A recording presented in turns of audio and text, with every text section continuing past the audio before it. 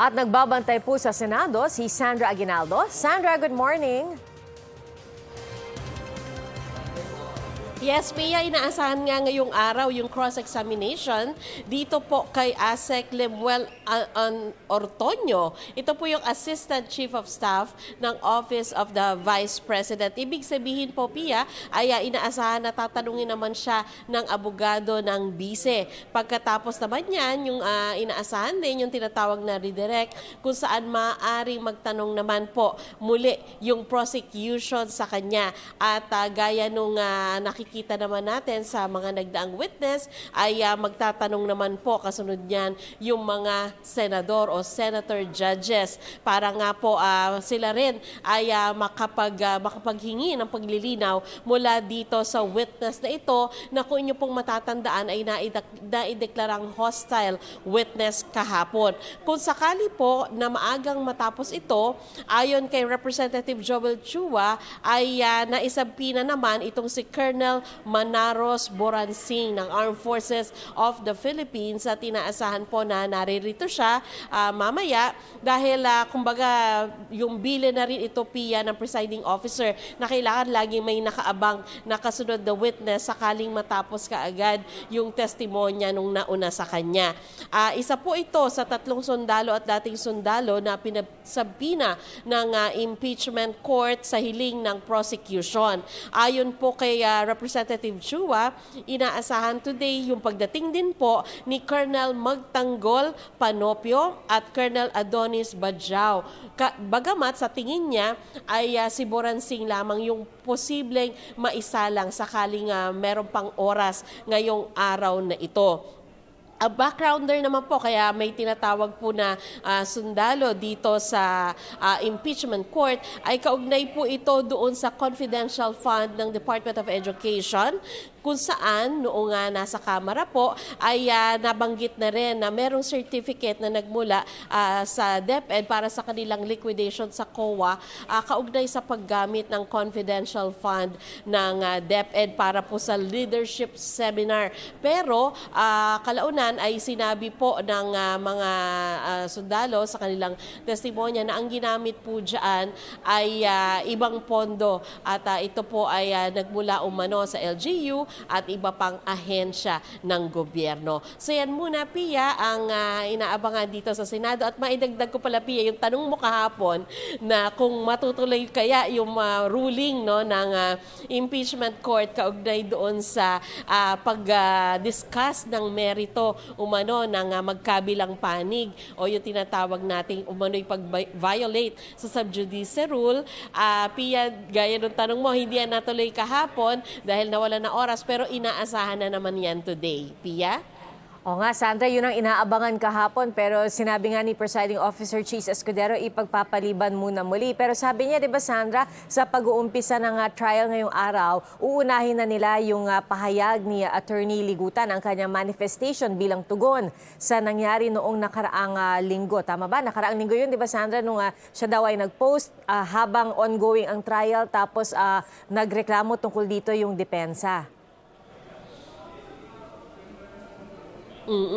Yes, tama ka, Pia, dahil nga sabi naman nila, pati na rin si Attorney Bantug ay talagang pinaghandaan naman nila na mailabas na yung ruling. Kaya lang talaga daw nawawala ng oras. Kaya hindi ito na ilalabas. Kumbaga priority nila talaga na masagad yung oras para naman doon sa witness at doon sa mismong mahalagang testimonya dito sa trial.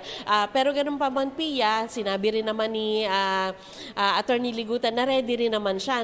In fact, ilang araw na rin niya sinasabi na kung siya ipagbibigyan ay ready muna siyang mailahad yung kanyang panig kaugnay sa bagay na yan. Pia?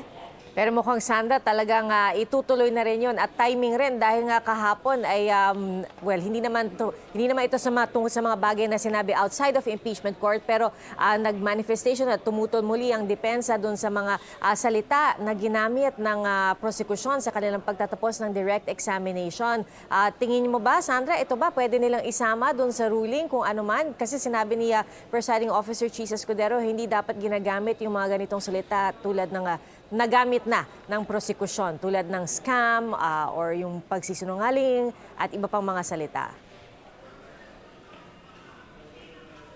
Yes, Pia, o nga kahapon meron siyang pahiwatig no, na parang isasama niya to dun sa ruling niya. Ganun pa man, maganda pa rin abangan dahil ang sinasabi ni Attorney Tonggol kagabi dun sa kanyang briefing, ayun nga, merong, kumbaga napagsabihan yung prosecution sa bagay na ito, yung pag-i-issue ng strong statement bilang pang-wrap up doon sa kanilang sa testimonya no, ng kanilang witness. Kapag tapos na sila'y nag-wrap up tapos nagwawakas sila sa paggamit ng strong statement, yun yung ginamit niyang term. At ito nga po yung tinutulan muli ng depensa kahapon at nagkaroon nga ng diskusyon tungkol dyan.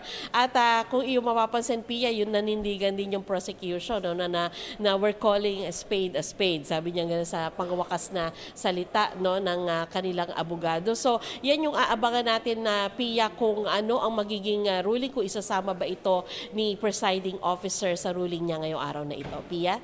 At Sandra, inaasahan din ba natin na may anunsyo na tungkol sa kung anumang pagbabago, kung meron man no, sa schedule ng impeachment? Dahil kahapon bago nagtapos ang trial, muling nagtanong si Senator Mig Zubiri, siyempre bilang majority floor leader, inaayos nila yung kalendaryo ng Senado kung pwede ba nilang ilipat or kung ililipat ba yung oras ng impeachment trial sa hapon. Yes, Pia, pinag-uusapan na nga yan, pero as of yesterday, nagtanong tayo, wala pa kasing naganap na caucus. Bagamat talagang parang yan na yung mainit no, na usapin, talagang pinag-uusapan among the senators. May nauulinigan lang tayo na dapat pwede na siya ipatupad next week. At dahil holiday yung Monday, pwede raw ng Tuesday na ipatupad. Ganun pa man, kasi kailangan nga, di ba sinasabi ng Senate President din at saka ng presiding officer, syempre kailangan din na adjustment no, on all parties para dyan. Kailangan may anunsyo siya ng maaga-aga, hindi pwedeng ura-urada. So yan, Pia, sa tingin ko sa ngayon ay wala pa talagang malinaw no, na desisyon ang Senado kaugnay sa bagay na yan. Pia?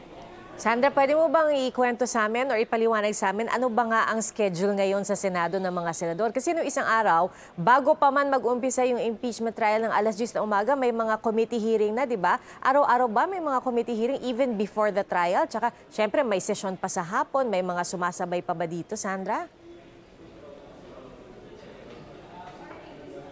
Pia, sa week na to, no, simula nung Monday bale, yung pa lang, yung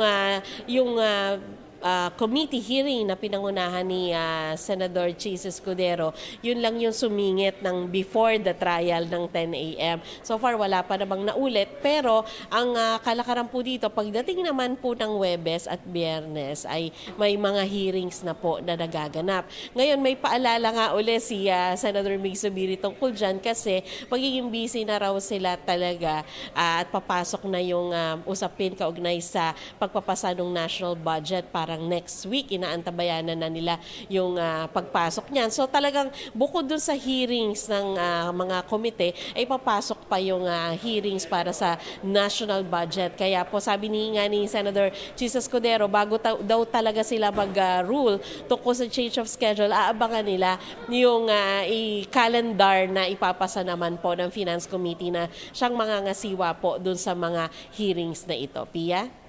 Alright, maraming salamat, Sandra Aguinaldo.